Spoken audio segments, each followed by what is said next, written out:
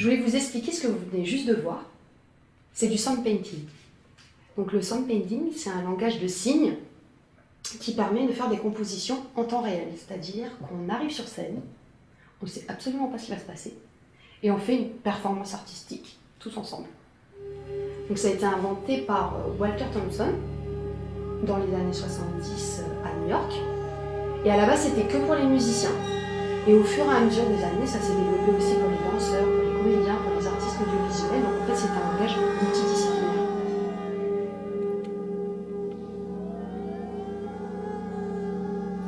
Donc une performance de sound painting, comment ça se passe? En fait, on a un sound painter, un espèce de chef d'orchestre, et en face, on a, comme l'orchestre, on appelle les performers. Donc le sound painter va signer, ce qu'on appelle signer, il va faire des signes, il en existe plus de 1200. Il va toujours utiliser la même syntaxe.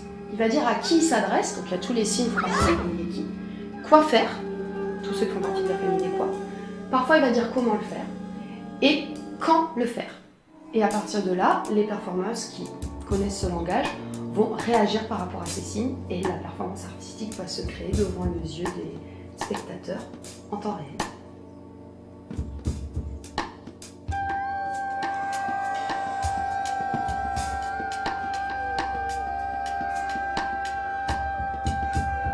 Avec mon trio, on a eu la chance de jouer souvent devant des enfants dans des festivals jeunes publics et de faire des créations avec eux, notamment grâce au sound painting, ce qui permet de travailler avec eux sur les sons, sur les mouvements, etc. et de vraiment faire encore plus vivre la musique du trio grâce à ça, ce qui est un moment de partage encore plus fort avec les petits.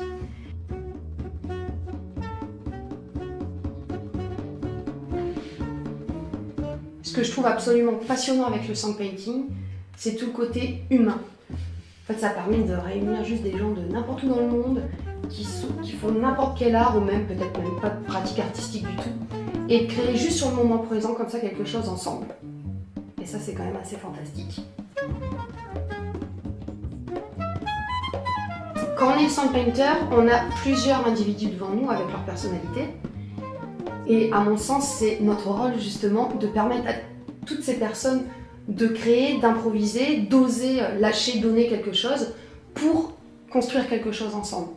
Donc c'est autant se connecter avec soi-même que se connecter avec les autres et élaborer une performance artistique ensemble sur le moment présent.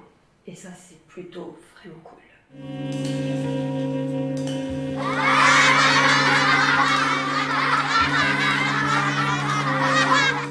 Et ça crée des moments assez forts de partage entre les gens.